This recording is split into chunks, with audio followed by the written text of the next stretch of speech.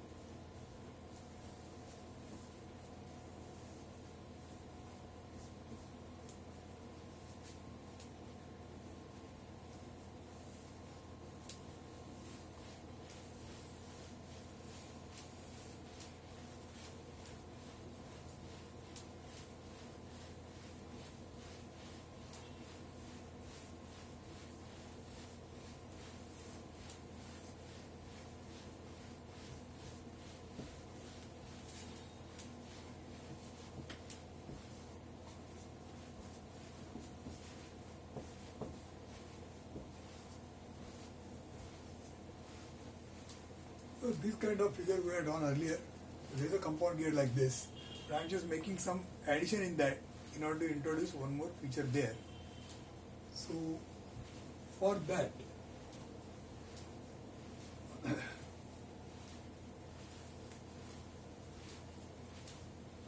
I will add here one more gear.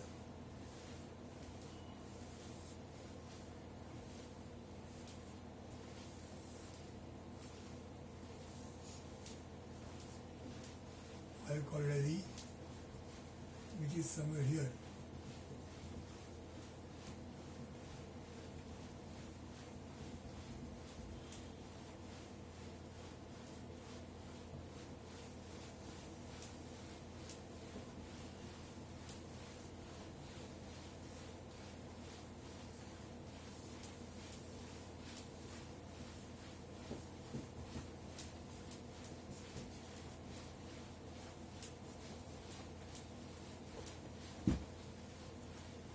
So now what you see is there is a worm and worm gear, and this worm gear is connected to A, and then A to B, B to C, C to A, etc. just like last time.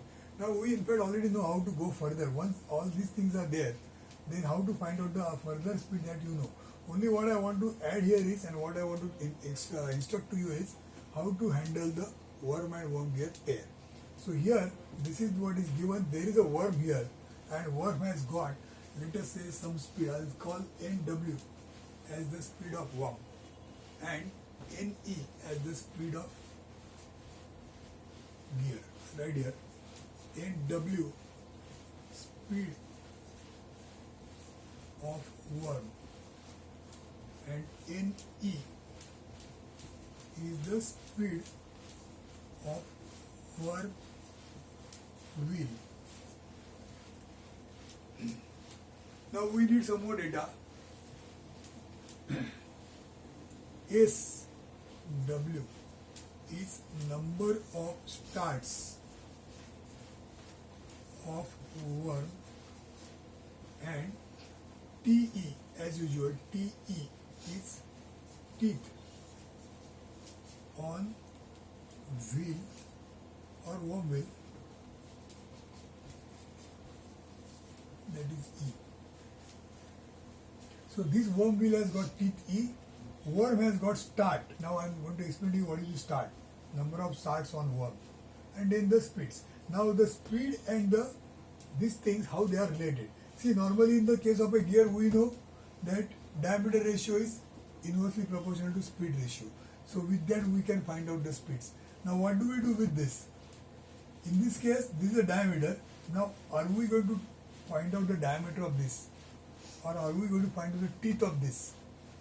That is the question. So I'll write here first, speed of E upon speed of worm is equal to speed of A upon speed of worm is equal to, now normally what we write in terms of teeth we write. So we might write teeth of worm upon teeth of wormwheel.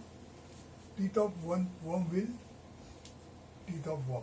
But then there is nothing like teeth of worm. Writing like teeth of worm is wrong. This teeth doesn't have worm. E has got teeth, both of them have got speed. So we are doing typical equation. But this typical equation is not applicable here because this worm doesn't have teeth. Then what does it have? It has got what is called as number of starts. So instead of teeth, it has got starts. Now what is the meaning of start? If you see a worm, I'll draw a worm here. Then you will find that on a worm, the threading is cut. So I'll just show this threading like this. You can think of some thread is wound like this. So now right now just one thread is wound. So the number of starts in this case is 1. So instead of 1, suppose there are number of starts are 2, then it will look like this. That means in the space between these two worms, between this first thread, there is one more thread is wound. Wound is actually it is cut by machining. So now there are two independent threads that are running. So in such case, the number of starts become 2. So depending on how many starts are there, that figure is given to us. So in this formula here, we are going to write what is called as number of starts. So SW. You have to make a note of this particular term SW. Number of starts of worm upon number of teeth of wormwheel. So speed of wormwheel upon speed of worm equal to number of starts of worm upon number of teeth on wormwheel. So this is most important formula, a new thing probably for you. So this thing you have to just make a note of it, how to handle worm and worm gear. So once you know this formula, the meaning, how to handle worm and worm gear, then you will be able to go it. So in this example, probably this may be given, you are given the speed of worm and then the teeth of all these things and the number of starts of worm, so that you can find out the speed of E, and once you find out the speed of E, it is integral with A, so that you get the speed of A and then you can go ahead and find out the rest of the speeds. So only what is to be noted is, for the case of worm and wormwheel like this, I am repeating, for the case of worm and wormwheel like this, the speeds are found out by this particular formula, which is saying, I am just repeating, speed of wormwheel upon speed of worm is equal to number of starts, this is a new term, number of starts of worm upon number of teeth on wormwheel. Worm doesn't have threads, it has got threading like this. So how many threads are there? Number of starts, 1 or 2 or 3 or 4. So that figure comes here. And because of all this, what happens is, the number of starts and number of teeth you are taking, so this ratio becomes very high. Because the ratio becomes very high, you are going to get very high speed ratio in the case of a worm and wormwheel drive. So that is biggest advantage of worm and wormwheel, that you can get a very high speed ratio. For example, suppose you want a speed ratio of 50.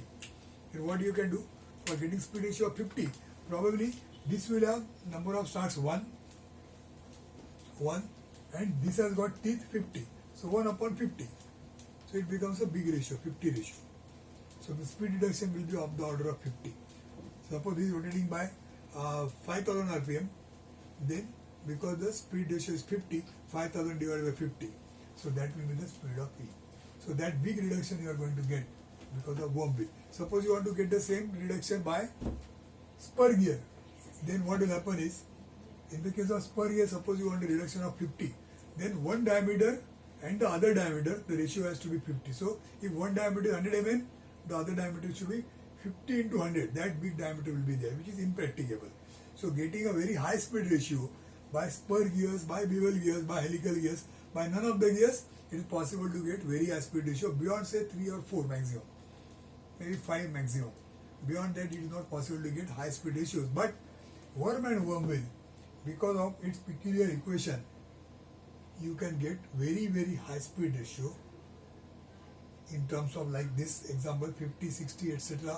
Speed ratio also you will be able to get, because this is the equation by which we get the speed ratio for worm and wormwheel. Okay, so I am not solving the entire problem as such, only this much data was given. Accordingly, you will be able to solve the problem. So maybe I'll give this as an exercise where the data says given. So this is the figure, and the given data says that speed of worm is 2000 RPM, then starts of worm is equal to 2,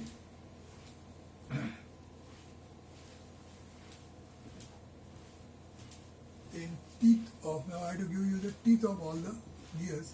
So teeth of E could be 100,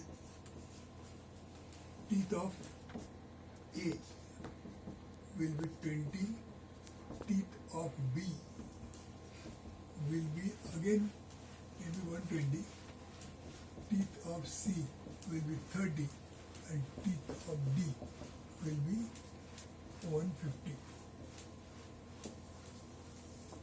So with this data, I want you to find out right here.